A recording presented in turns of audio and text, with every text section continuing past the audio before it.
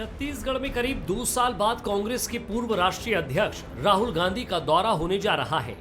लंबे इंतजार के बाद हो रहे इस दौरे को लेकर कांग्रेस के संगठन और सत्ता पक्ष दोनों में जबरदस्त उत्साह है। राहुल गांधी का ये दौरा भले ही महज 3 घंटे के लिए हो रहा हो, लेकिन इन 3 घंटों के दौरे में कई बड़ी सौगातें छत्तीसगढ़ को मिलने जा रही हैं।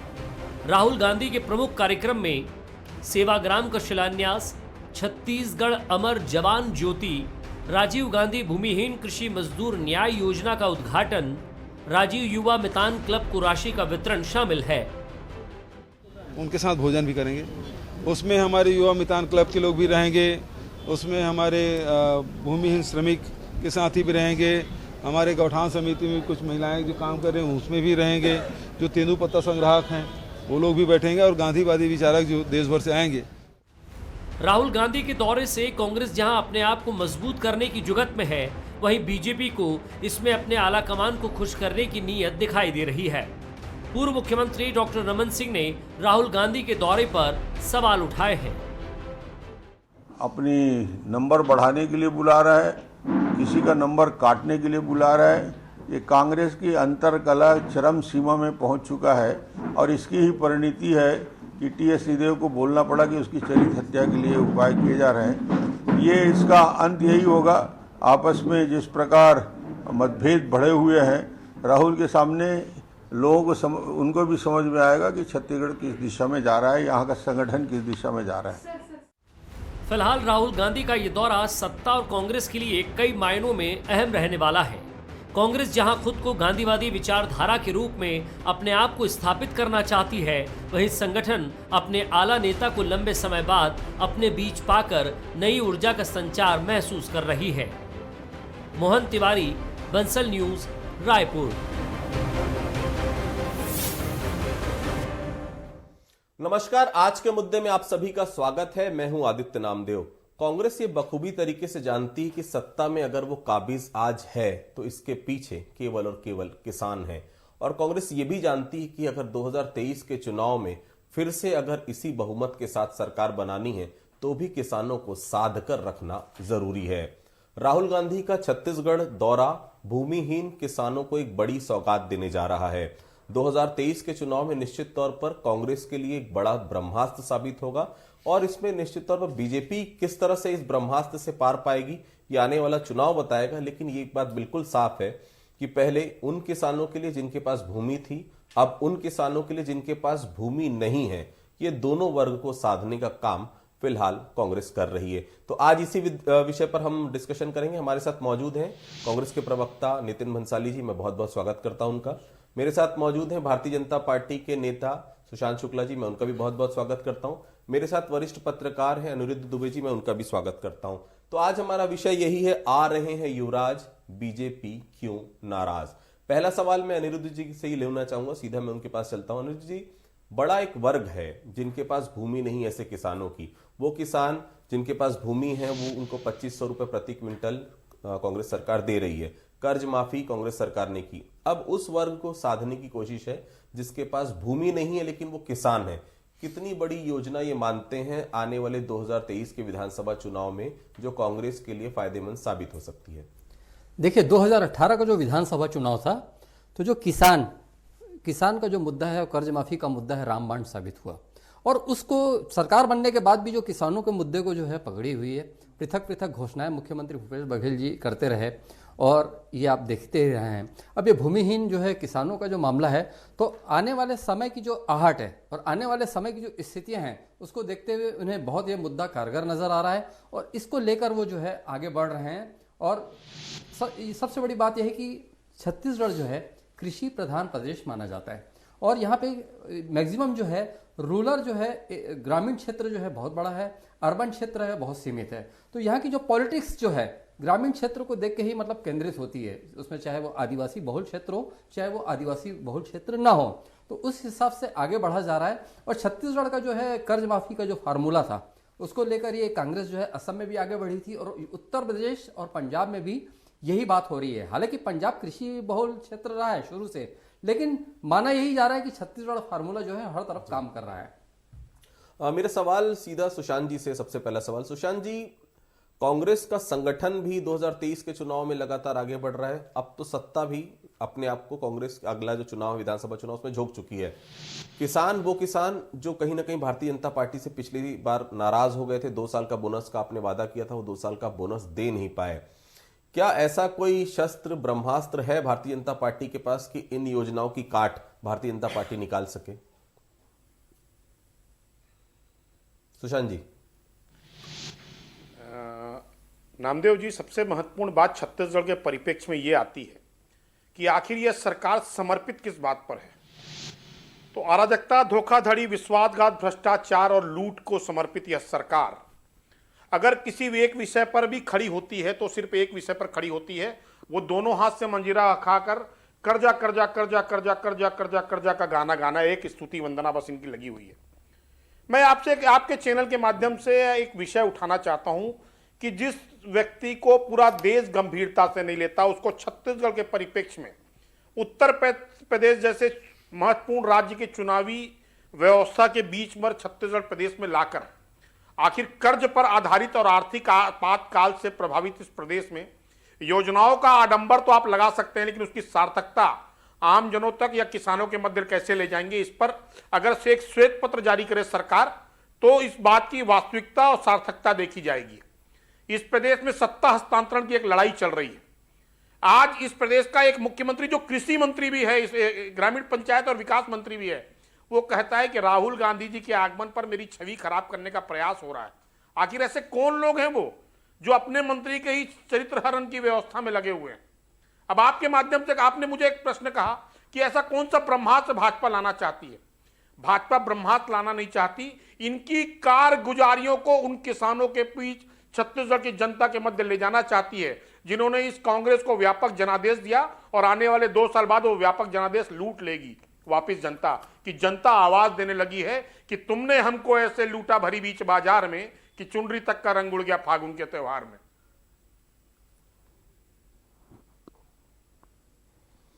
जवाब ले लेते हैं सुशांत जी। नितिन जी, बड़ा सवाल है जो सुशांत जी उठा रहे हैं, क्योंकि जो साइंस कॉलेज मैदान है जहां पर राहुल गांधी 3 तारीख को मौजूद रहेंगे, लगभग 4 घंटे का समय वो रायपुर में गुजारेंगे। 3 साल के काम की प्रदर्शनी वहां पर क्यों लगानी पड़ रही है? क्या उन्हें नहीं पता कि 3 साल में मुख्यमंत्री भूपेश बघेल ने या भूपेश बघेल सरकार ने क्या काम किया है? मकसद क्या है ये 3 साल की प्रदर्शनी लगाने का? क्या दिखाना चाहती है कांग्रेस उनको? इसमें कोई दिखावे की बात नहीं है, सामान्य सी बात है कि जो हमने किया है वो दिखा रहे हैं और जो कहा है वो किया है। इस मुद्दे पर हम चल रहे हैं। भारतीय जनता पार्टी के साथियों को तो मैं ये नहीं समझ पा रहा हूं, सुशांत जी या उनके बड़े नेता डॉक्टर रमन सिंह जी, इनको तकलीफ किस बात की है? राहुल गांधी जी कोई जनकल्याणकारी योजनाओं का शुभारंभ करने यदि छत्तीसगढ़ आ रहे हैं तो मैं उनसे पूछूं कि क्या राजीव गांधी ग्रामीण भूमिहीन कृषि मजदूर योजना के क्या वो विरोधी हैं? क्या ये सेवाग्राम जो हम यहां बना रहे हैं बापू जी की याद में, क्या उसका वो विरोध कर रहे हैं? क्या राजीव गांधी मितान क्लब का वो विरोध कर रहे हैं या अमर जवान ज्योति का वो विरोध कर रहे हैं? बताएं वो कि उनका विरोध किस बात का? क्या ये चीजें गलत है? कांग्रेस के नेता हैं, पूर्व राष्ट्रीय अध्यक्ष हैं, सांसद है, बिल्कुल छत्तीसगढ़ आ रहे हैं। रामदेव जी, मैं जवाब देना चाहूंगा अपने साथी का। उत्साह देखने को मिल रहा है। और भारतीय जनता पार्टी जो कि मुद्दा विहीन हो चुकी है इस प्रदेश में, कोई मुद्दा नहीं है, मानसिक रूप से विकलांग और कुंठित हो चुके हैं इनके छोटे से लेकर बड़े कार्यकर्ता और नेता। इस वजह से किसी भी तरह से किसी भी बात पर उलूल जुलूल बातें करना और ओछी राजनीति करना इनका काम हो चुका है।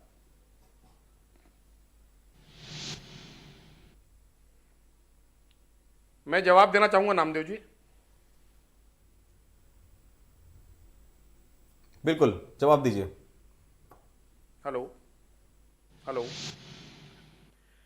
जिस प्रदेश का मुख्यमंत्री, जवाब दीजिए सुशांत जी, जवाब दीजिए, धान खरीदी की पूर्ति ना कर पाता हो, जिस प्रदेश का मुख्यमंत्री छत्तीसगढ़ के गरीबों को प्रधानमंत्री आवास की सुविधा उपलब्ध ना करा पाता हो, जिस प्रदेश का मुख्यमंत्री राज्य की योजनाओं को बंद कर केंद्र सरकार की योजनाओं पर विकास आधारित व्यवस्था चलाता हो, जिस प्रदेश का मुख्यमंत्री बिना कर्जा की मांग किए बगैर छत्तीसगढ़ चलाने को आर्थिक आपातकाल की तरफ ले गया हो, जिस प्रदेश का मुख्यमंत्री पूर्ववर्ती सरकारों के काम के दम पर पुरस्कार लेने के लिए चला जाता हो, बात आप करना बंद करो शुक्ला जी। महिलाओं पर 2100 बोनस देंगे, मातृशक्ति को धोखा देके 2100 रुपए समर्थन रेडी मूल्य टू ईट देंगे, बंद कराता 300 हो, बोनस सरस्वती देंगे, साइकिल आदिवासी योजना को बंद जर्सी कराता हो, गाय स्काई देंगे, योजना बंद बेरोजगारों को कराता हो, 500 रुपए जिस भत्ता प्रदेश देंगे। का मुख्यमंत्री झूठ का शराब घड़ा पर भर चुका है। कहता हो, जिस प्रदेश का जनता ने मुख्यमंत्री छत्तीसगढ़ में जिस 15 प्रदेश साल के सरकार मुख्यमंत्री के चलाने के नेतृत्व बाद में आप प्रदेश लोगों के को शासक रिजेक्ट कर दिया कर्मचारी है। संगठन सड़क आप पर सारे हो, लोग अब जिस साथ प्रदेश में के हैं, मुख्यमंत्री और के frustration में सरकार ये चलने के करना विरोध में करना बंद छत्तीसगढ़ की जनता कोलवासरी और कोल ब्लॉक के निर्माण के लिए सड़क पर हो,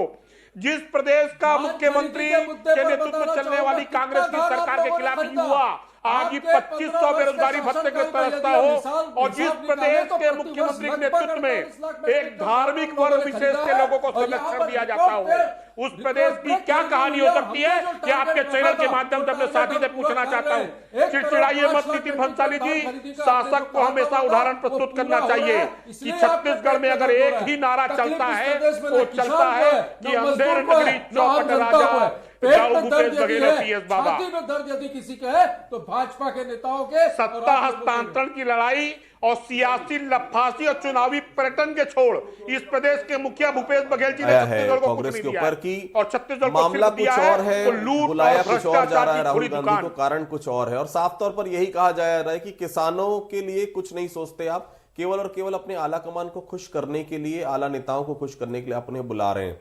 तो बड़ा सवाल यही है, क्या ये भूमिहीन कृषक मजदूर न्याय योजना जो आप लोग लॉन्च कर रहे हैं, सेवाग्राम जो आप लोग शिलान्यास करवा रहे हैं, अमर जवान ज्योति जो आप यहां से शुरुआत कर रहे हैं, उसकी नींव रखने जा रहे हैं राहुल गांधी, इसके पीछे वाकई में सोच क्या है आपकी? क्या केवल राजनीति है इसके पीछे सोच, या इसके पीछे ये सोच है कि उस वर्ग को लाभ मिल सके जिसके लिए जो वर्ग को लाभ मिलना चाहिए? आदित्य जी, आज ये जो योजना है राजीव गांधी ग्रामीण कृषि मजदूर न्याय योजना, ये देखिए पार्टी ने 70 सालों तक 4.5 लाख हितग्राहियों को प्रति वर्ष 6,000 रुपए दिया जाए। अरे आप चुप रहो भाई, मेरी बारी है, चुप रहो। उस समय भी बहुत चिल्ला चिल्ली की आपने। अब ये वहां पर ज्योत को बुझाने का काम कर रहे हैं, हम यहाँ पर प्रज्वलित करने का काम कर रहे हैं। हम राजीव मितान क्लब के माध्यम से युवाओं को एकत्रित कर उनको रोजगार देने के विषय में चर्चा कर रहे हैं। हम बापू की स्मृति में, बापू की याद में सेवाग्राम यहाँ पर बना रहे वर्धा की तर्ज पर, इसमें क्या बुराई है? बापू ने कहा था, देखिए सुशांत जी, आप लोग तो गोडसे को मानने वाले, गोडसे की और सावरकर को पूजा करने वाले, उनको सपोर्ट करने वाले गांधी जी का नाम तो न ले। आपके मुंह से शोभा देता राष्ट्रपिता का नाम, आपके मुंह से शोभा देता राष्ट्रपिता का नाम, तो आप तो चुप ही रहे। किसान, मजदूर, युवा, बेरोजगार, इस प्रदेश की महिलाओं ने अपने वोट की चोट से 2018 में ही आप लोगों को सत्ता से बेदखल कर दिया। इतने ही जन कल्याणकारी काम यदि आप लोग कर रहे थे तो 15 वर्ष शासन चलाने के बाद 15 सीटों में क्यों सिमटे? इस पर चिंतन करिए। दूसरे के घर में झांकने से बेहतर है खुद के घर को संभालिए। आप चलाओ और आप बात करते हैं विचारधारा की। अरे आप अपने घर को संभालिए। संगठन स्तर पर कांग्रेस लगातार काम कर रही, भारतीय जनता पार्टी सड़क पर क्यों नहीं आ पा रही है? अगर विरोध है तो उस विरोध को सड़क पर क्यों नहीं दिखाया जा पा रहा है? क्यों बड़े नेता आपके एकजुट नहीं है? बृजमोहन जी अलग लाइन में रहते हैं, रमन सिंह जी अलग लाइन में रहते हैं, अजय चंद्राकर जी अलग लाइन में रहते हैं। क्या ये होना नहीं चाहिए? रमन सिंह क्या कहते हैं बताओ, बृजमोहन अग्रवाल क्या कहते हैं बताओ, या क्या कहते थे आप लोगों के शासनकाल में? मुंह मत खुलवाइए। सुपर सीएम कौन था इस प्रदेश का? ये प्रदेश की जनता बहुत अच्छे से शासन की व्यवस्था में काम करने का आदी है, कांग्रेस के नेता आधारित व्यवस्था के तहत नहीं। आप लोग अनुशासन की बात न करें। अच्छा, वो टेबल के नीचे कौन छुपा था? वर्ष 2000 की बात करूं, राज्य गठन के बाद जब नेता प्रतिपक्ष का चुनाव होना था, जब टेबल के नीचे कौन नेता घुसा था ये बताइए। मुझे लगता है शायद वो देश के आदरणीय प्रधानमंत्री पर्यवेक्षक बनकर छत्तीसगढ़ आए थे और बृजमोहन अग्रवाल जी के कार्यकर्ताओं ने जो वहां पर माहौल क्रिएट किया था, तो टेबल के नीचे छुपना पड़ा था। अनुशासन कितना है आप लोगों का? एक सवाल था, आज भारतीय जनता पार्टी की तरफ से प्रेस विज्ञप्ति जारी की जाती है सुशांत जी, उसमें साफ तौर पर यह लिखा है कि अगर राहुल गांधी रायपुर आते हैं तो उन्हें काले झंडे आप लोग दिखाएंगे, उनका विरोध करेंगे। क्या ये नई परंपरा का जन्म हम नहीं दे रहे हैं? क्योंकि राष्ट्रीय स्तर के नेता, आप चुनाव है आने वाले साल में, क्या आपके राष्ट्रीय नेता नहीं आएंगे? आप लोगों ने आज प्रेस विज्ञप्ति बाकायदा जारी की कि राहुल गांधी को हम काले झंडे दिखाकर उनका विरोध करेंगे। क्या ये सही परंपरा है छत्तीसगढ़ के लिए? देखिए, परंपरा व्यापक तौर पर छत्तीसगढ़ में जो लूट की दुकान है उसका एक प्रतीकात्मक विरोध इनके तथाकथित युवराज और राष्ट्रीय उपाध्यक्ष राहुल गांधी जी के समक्ष किया जाएगा। और पार्टी इस बात पर अडिग है कि छत्तीसगढ़ में जो व्यापक भ्रष्टाचार, विश्वासघात और लूट की जो दुकान इन्होंने खोल रखी है, इसका परिचय और इनका व्यवस्थागत ढांचे की संरचना से अवगत कराने का काम इनके नेता के सामने भारतीय जनता पार्टी करेगी। लूट की दुकान का जिक्र करने के लिए मुझे लग रहा है बंसल न्यूज में 1 घंटे ही नहीं 4 घंटे की डिबेट करनी पड़ेगी आपके 15 वर्षों के शासनकाल के घोटालों को और भ्रष्टाचारों को उजागर अभी तो आप कर लीजिए सर, ये है कि आप लोग राहुल गांधी जी को झंडा दिखाएंगे, काले झंडे दिखाएंगे, ऐसा आप लोगों ने घोषणा की है, ऐसा पता चला। तो आपके नेता जब छत्तीसगढ़ में राष्ट्रीय नेता घुसेंगे तो उनको काला झंडा तो दिखाएंगे, साथ ही उनके मुंह पे काली के साथ सानिध्य में राजनीति करते थे। बिल्कुल नहीं चूकेंगे, ये भी याद रखना। आपको चेतावनी देते बंसल न्यूज की इस डिबेट में। छत्तीसगढ़ सुशांत जी, नितिन जी, मैं एक सवाल पहले लेता हूं किसानों के लिए योजना शुरू हो रही है, इसमें कोई दो राय नहीं कि छत्तीसगढ़ में लगातार सरकार के ऊपर कर्ज का भार बढ़ते जा रहा है। पहले किसानों को 2500 रुपए दिया गया, कर्ज माफी किया गया, और अब भूमिहीन किसानों को 6000 रुपए प्रति वर्ष जो है सरकार देने जा रही है। वित्तीय प्रबंधन क्या छत्तीसगढ़ का नहीं गड़बड़ाएगा? हालांकि जो मांगे हैं, अभी बहुत सारी मांगे हैं, अभी पुलिस परिवार की मांगे हैं, अभी अलग अलग शिक्षकों की मांगे हैं, ऐसे कई वर्ग हैं जिनकी मांगे अभी भी मानी नहीं गई हैं। वित्तीय प्रबंधन किस तरह से देख रहे हैं आप प्रदेश का? निश्चित रूप से देखिए, बहुत कर्ज तो चढ़ चुका है और भारतीय जनता पार्टी के बहुत सारे नेता इस मुद्दे को उठाते रहे हैं, लेकिन ये भी है कि हमारे यहाँ संसाधनों की कोई कमी नहीं है। चाहे वो खदान का देखें और चाहे रेत का देखें, और भी बहुत सारे सोर्स हैं। और जब अविभाजित मध्य प्रदेश था तो माना यही जाता था कि जो है आय का जो सबसे बड़ा स्रोत जो है छत्तीसगढ़ है। तो ये ठीक है कि आज कर्ज के बोझ तले जो छत्तीसगढ़ जो है लदा हुआ है, लेकिन इस जो है हालात सुधारने के अवसर भी होंगे। और ये भी है कि देखिए, आर्थिक संसाधनों की कमी या आय का स्रोत जो भी हो, इन बिंदुओं को सोच के आप विकास को रोक नहीं सकते, अवरोध कर नहीं सकते। और दूसरी बात, 26 जनवरी को जो है मुख्यमंत्री जी की तरफ से जो कुछ घोषणाएं हुई, तो कुछ उसमें ऐसी भी घोषणाएं थी कि जिसका सीधे सीधे आर्थिक भार प्रदेश पर नहीं पड़ता। कर्मचारियों का ही आप मुद्दा ले लीजिए, 2 दिन का जो है अवकाश होगा, तो इससे आर्थिक मुद्दा कहीं नहीं होता। लेकिन बात चूंकि आप जो है भूमिहीन और कृषकों की कर रहे हैं, तो ये सही है कि कुछ कर्ज लेने की आगे और स्थिति हो सकती है, लेकिन मैं ये नहीं समझता कि ये खाई पार्टी नहीं जा सकेगी। जी, वर्धा के बाद वर्धा की तर्ज पर ही मैं कहूंगा सेवाग्राम की शिलान्यास भी राहुल गांधी कर रहे हैं, अमर जवान ज्योति की भी यहां पर नींव वो रखेंगे। ये दोनों योजनाएं किस तरह से आप देख रहे हैं? क्योंकि कहीं ना कहीं ये बात सामने आई थी कि वहां पर अमर ज्योति आपने शिफ्ट की, उसके बाद राहुल गांधी ने विरोध किया और यहां से फिर से उसका शिलान्यास किया जा रहा है। सेवाग्राम और अमर ज्योति जो की स्थापना की जा रही है, दोनों विषयों को किस तरह से भारतीय जनता पार्टी देख रही है? सुशांत जी। भारतीय जनता पार्टी के परिप्रेक्ष्य में अगर आप मुझे बात करेंगे तो वर्धा माननीय महात्मा गांधी जी का जो कार्यक्षेत्र एक आश्रम था, और वो एक सही सम्मान के लिए इन्होंने जो मसाल की व्यवस्था बनाई है, ये सिर्फ और सिर्फ राजनीति की परिणति के तक ले जाना चाहते हैं। अगर महात्मा गांधी जी के विचारधारों पर ओतप्रोत होते तो ये मूल्य आधारित राजनीति करते, न कि मूल्य आधारित। ये धन पर आधारित राजनीति करने वाले लोग कांग्रेस के, जो देश को बेचने पर हमेशा आमादा रहे हैं। ये सैनिकों की सम्मान की बात आज करते हैं कि हम अमर जवान ज्योति रायपुर में प्रज्वलित करेंगे। मैं एक सवाल पूछना चाहता हूं, 70 सालों में को मानते हैं? इनके राहुल गांधी ने आप राष्ट्रपिता को मानते हैं? जानकारी में होगा, आप राष्ट्रपिता को मानते हैं? मानते थे, मानते रहेंगे। आप मानते थे, मानते रहेंगे। छद्म गांधियों को नहीं, वास्तविक गांधी को मानते हैं हम। छद्म गांधियों को नहीं, वास्तविक गांधियों को मानते हैं हम। वास्तविक गांधी को मानते हैं, छद्म गांधियों को नहीं। आप एक परिवार की चरण वंदना करने वाले लोग हैं। आप उस परिवार के छत्तीसगढ़ का एटीएम बना रखे हैं। आप किस विचारधारा के लोग? वंशी परिवार की चरण वंदना करने वाले लोगों से हमें सफाई नहीं चाहिए। हम वास्तविक गांधी को मानते हैं, छद्म गांधियों को नहीं। जिसको ठीक कर रहे हैं, आपने लूट की दुकान खोल रखे साहब, गूगल पे और पेटीएम, सीधा आप जनपद तक ले जाते हैं, 10 जनपद तक माता दरबार में, और चरण वंदना में पूरी छत्तीसगढ़ की राशि समर्पित कर दी है।